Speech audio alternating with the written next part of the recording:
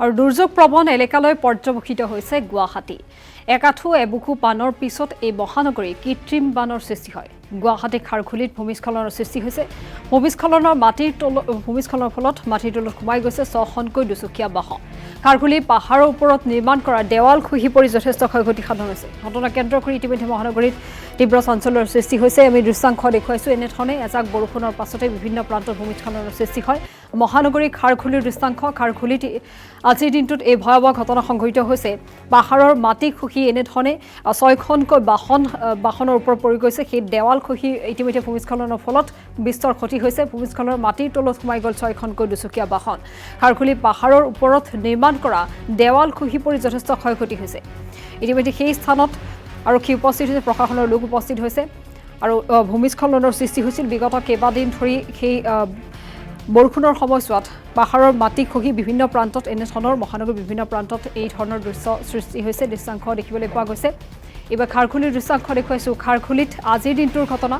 এনেধৰণে দেৱাল খহি পাহাৰৰ মাটি খহি দেৱাল খহি এনেধৰণৰ পৰিৱেশৰ সৃষ্টি হৈছে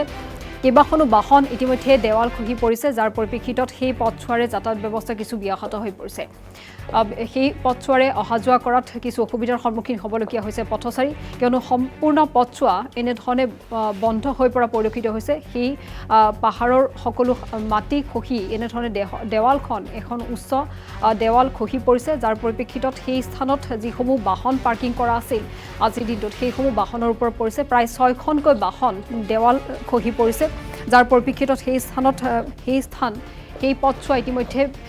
বন্ধ হৈ পৰা পৰিলক্ষিত হৈছে যাৰ পৰিপ্ৰেক্ষিতত কিছু অসুবিধাৰ সন্মুখীন হ'বলগীয়া হৈছে সেই পথছোৱাৰে অহা যোৱা কৰা স্থানীয় লোকসকল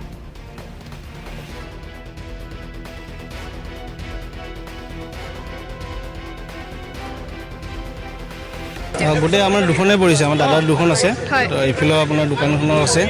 বাকী কেইখনমান আছে 5খন সোমাই আছে টোটেল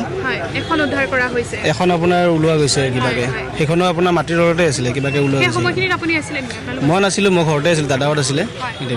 আছিলোঁ মই আছিলোঁ মোৰ চকুৰ সন্মুখতে হৈছে মই আহি পাই ইয়াত জাষ্ট ৰখিছোঁ ৰখি সোমাইছোঁ ভিতৰত মোৰ দাদাৰ দোকান আছে ইয়াত এখন দোকান মোৰ দাদাৰ হয় এখন গেলামাল দোকান এখন দাদাৰ দোকান হয় আহি পাই জাষ্ট ৰখিছোঁ মিক্সিত বস্তু ভৰাইছোঁ মিক্সি মাৰি আছিলোঁ মাৰি থাকোঁতে এইখন লৰি আছে চিৰিটো বহুতেই লৰিছে মানে এনেকুৱা লৰিছে ভূমিকম্প আহিল আহাতকৈও বেছিকৈ লৰিছে তেতিয়া মই ভাবিছোঁ মই বাহিৰত ওলাই চোৱাৰ লগে লগে গোটেই নামি আহি গোটেই গাড়ী পুট খাই গ'ল চব পুট খাই গৈছে একেলগে নাই এইখিনি টাইমত আজি ছানডে হয় সেইবুলি মানুহ কোনো নাই কিন্তু এনে যদি 11টাৰ পৰা বা 12টাৰ ভিতৰত যদি ইয়াতে ল'ৰাবিলাক এনে বহি থাকে বা কথা পাতি থাকে কিছুমান যিহেতু আমাৰ খাৰঘুলি এইটো মেইন চক হয় এইটো তল সন্ধিয়া বুলি ক'লেও চাগে আড্ডা সন্ধিয়া সময়ত হ'লেতো বহুত ক্ষয়ক্ষতি হ'লে কাৰ কি হ'লে এতিয়া মানে ক'ব নোৱাৰি সেনেকৈ আৰু যিহেতু স্বত্বাধিকাৰীগৰাকীক যথেষ্ট আপোনালোকে বাধা প্ৰদান কৰাৰ কথাও ইতিমধ্যে উল্লেখ কৰিছে তেওঁ এই মুহূৰ্তলৈকে কিবা খবৰ পোৱা গৈছে নাই তেখেতে বাহিৰত থকা বুলি কৈছে মানে কি গুৱাহাটীত নাই বুলি কৈছে বাহিৰত থকা বুলি কৈছে তেখেত কৈছে মই দেৰিকৈ যাম বুলি কৈছে